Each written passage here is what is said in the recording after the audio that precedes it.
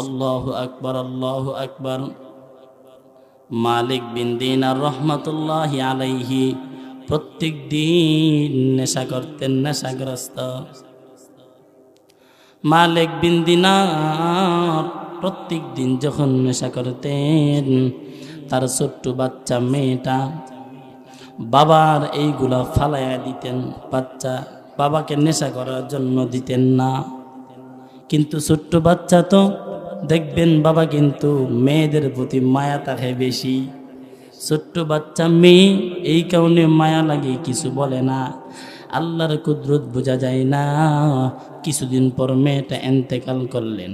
এন্তেকালের পর মালিক বিন দিনার রহমাতুল্লাহি আলাইহি শবে বরাতের রাত্রিবেলা ঘুমাইছে, নেশা কইরা ঘুমাইছে। আল্লাহর কুদরত বোঝা যায় না। রাত্রিবেলা শেষ রাত্রে মালিক বিন দিনার রাত্রিবেলা স্বপ্ন দেখি হাসরের ময়দান কায়েম হয়ে গেছে, কিয়ামতের ময়দান কায়েম হয়ে গেছে। মালিক বিন দিনার হাসরের ময়দানে উঠেছে, কিন্তু আল্লাহর কুদরত বোঝা যায় না।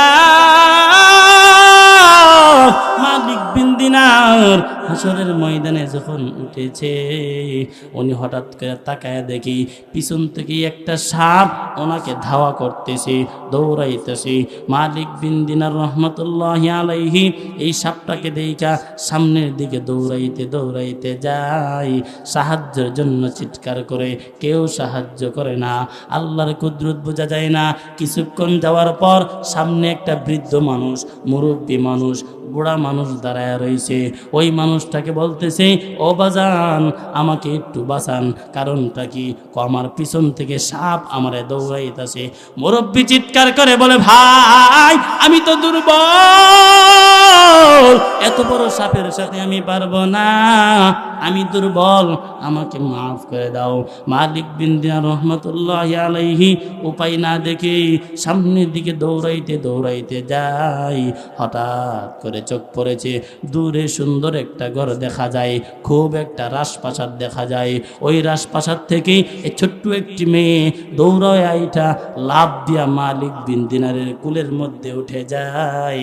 মালিক বিন দিনার তাকায়া দেখে ওই যে ছোট্ট বাচ্চাটা, কিছুদিন আগে ওনার একজন বাচ্চা ইন্তেকাল করেছিলেন। বাচ্চাটার চেহারার দিকে তাকাইয়া দেখি ওই বাচ্চাটা হইল ওই ছোট্ট বাচ্চাটা, যেই বাচ্চাটা ওনার মেয়ে ছিল, ইন্তেকাল করেছে। মালিক বিন দিনার বাচ্চাটার দিকে তাকায় আছে রে। বাচ্চাটা বলে, আব্বু আপনি দৌড়াইতেছেন কেন?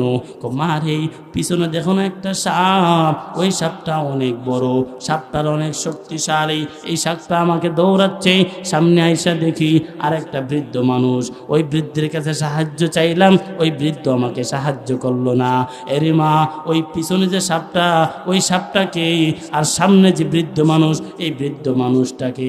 মা, ছোট্ট বাচ্চারা বলে, আব্বু এখনো নিজের পরিবর্তন করলা না, আর কতদিন নেশা খাইবা, আর কতদিন নেশা করবা?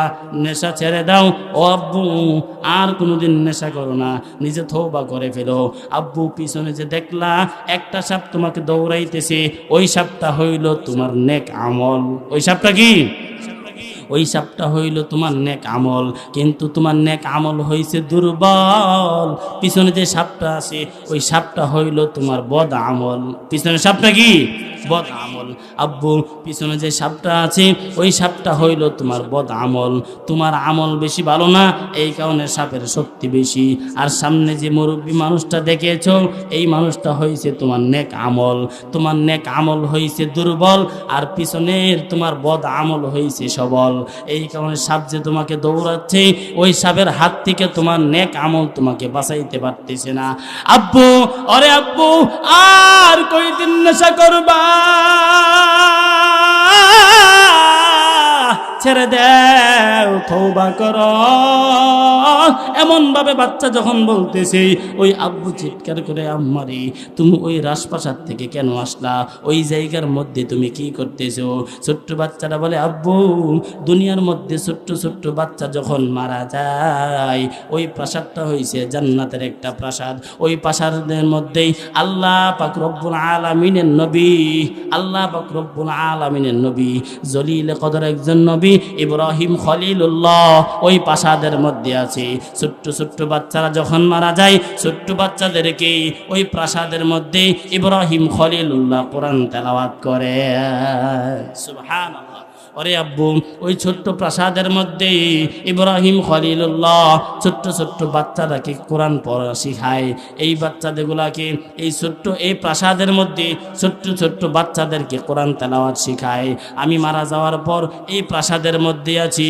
আব্বু, আমি দেখতেছি তুমি সাপ দেখা হাউমাউ করে কাঁদতেছ। আরে আব্বু, এখনো সময় আছে, তওবা করে নাও, নেশা ছেড়ে দাও। এই ছোট্ট বাচ্চার এত সুন্দর কথা শুনে মালিক বিন দিনার রহমতুল্লাহি আলাইহি চিৎকার করে হঠাৎ করে ঘুম ভেঙে গিয়েছে। দেখে ফজর নামাজের সময় হয়েছে। দৌড়াইয়া মালিক বিন দিনার মসজিদের মধ্যে যায়। মসজিদের মধ্যে যাইয়া ওযু কইরা নামাজ পড়া সিজদার মধ্যে লাগাইয়া আল্লাহর কাছে কান্দে, আল্লাহ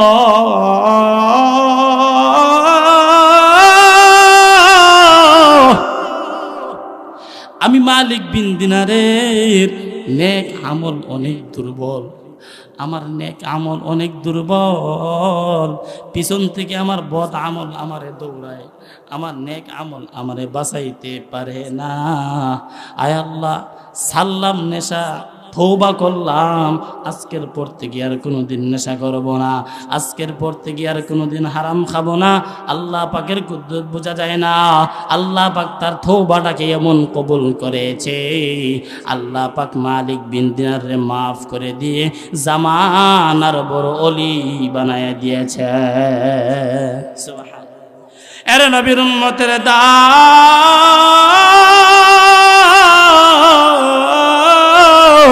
আর কত কাঁদাইবেন আমার নবীরে? জীবনে বহুত নামাজ ছেড়েছি, আজকে থেকে তওবা করেন। আল্লাহ, আজকের পর থেকে আর কোনোদিন নামাজ ছাড়বো না, আজকের পর থেকে আর কোনোদিন দাড়ির মধ্যে খুল লাগাবো না, আজকের পর থেকে আর কোনোদিন সুদ খাবো না, আজকের পর থেকে আর কোনোদিন ঘুষ খাবো না। আয় আল্লাহ, আমার নবীরে কাঁদাইছি, আজকের পর থেকে আর আমার নবীরে কাঁদাবো না। ওই নবীর উম্মতের দল, আমার মদিনাওয়ালা নবীরে কেমনে কাঁদাও রে? এখনো সময় আছে, তওবা করো। আল্লাহ পাক রব্বুল আলামিন বলেছে, বান্দা তওবা কর, এ বান্দা তওবা কর। ওরে নবীর উম্মত দুনিয়ার জন্য মেহনত করেছেন, বিল্ডিং এর জন্য মেহনত করেছেন, নারীর জন্য মেহনত করেছেন, গাড়ির জন্য মেহনত করেছেন, অট্টালিকার জন্য মেহনত করেছেন। ওরে মা, খেতি খাবার পাওয়ার জন্য মেহনত করেছেন, ভালো স্বামী পাওয়ার জন্য মেহনত করেছেন। আল্লাহ পাক রব্বুল আলামিন এত সুন্দর দুনিয়া বানাইয়া আপনাকে যে পাঠাইছে, আল্লাহর জন্য কি করলেন? দুইটা চক্ষু বন্ধ কইরা নিজের দিলটাকে একবার ইসলা করেন, নিজের দিলকে জিজ্ঞাসা করেন, ওরে মন, সময় কাটাইলাম হেলাই হেলাই, সময় কাটাইলাম অযথা, সময় কাটাইলাম। জীবনে বহুত নামাজ ছাড়লেন, জীবনে বহুত রোজা ছাড়লেন, জীবনে বহুত মিথ্যা কথা বললেন। ওরে নবীর উম্মত, মালিক বিন দিনার যদি নেশা করে আল্লাহর কাছ থেকে তওবা করে ক্ষমা নিতে পারে, ওই সালগরের যুবক তুমি কেন পারবা না? আজকে রাত্রিবেলা 2 রাকাত নামাজ পড়ো, এক্সট্রা একটা সিজদা লাগায়া দাও, সিজদা লাগাইয়া মালিকের কাছে কান্না শুরু করে দাও। আয় আল্লাহ,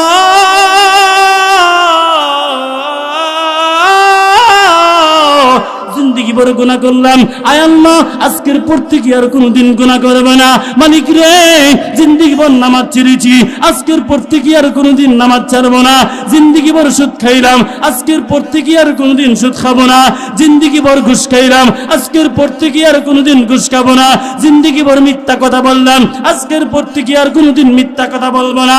আয় আল্লাহ, জিন্দেগি ভর অন্যের হক মেরে খেয়েছি, আজকের পর থেকে আর কোনোদিন হক মেরে খাবো না।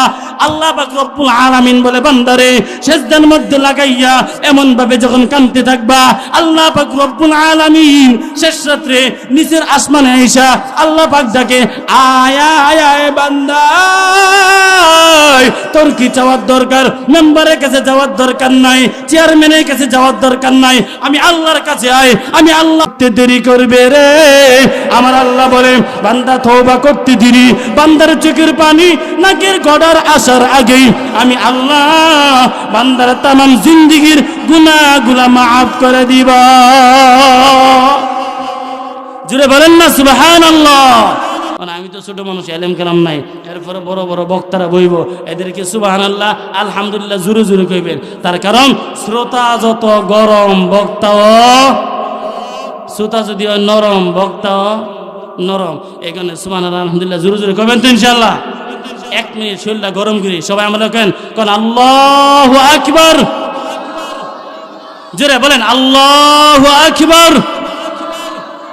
বলেন আলহামদুলিল্লাহ, আল্লাহু আকবার, সুবহানাল্লাহ, সুবহানাল্লাহ, জোরে জোরে সুবহানাল্লাহ। আলহামদুলিল্লাহ। মন থেকে যদি কইয়া থাকেন যথেষ্ট। কারা ডাকছেন? আল্লাহ। কোন না কারা ডাকছেন? আপনার চেয়ারম্যানে ডাক দিছেন। কারা ডাকছেন? চেয়ারম্যান কে বানাইছে? আল্লাহ। কোন না মেম্বার কে বানা? এমপি কে বানায়? আল্লাহ কো তোর এমপি গরিব, চেয়ারম্যান গরিব, আমি আল্লাহ হইছে ধনী, তার কারণ আমি আল্লাহ দেই, এ আমার থেকে আর নে, এরপর তোরে দে। আর তুই সরাসরি মালিকের কাছে চাইবি, চাইতে দেরি, আমি মালিক দিতে দেরি করবো না। সুবহানাল্লাহ বলেন। এটা পরের বক্তা বয়ান করবো, জোরে জোরে সুবহানাল্লাহ কইবেন।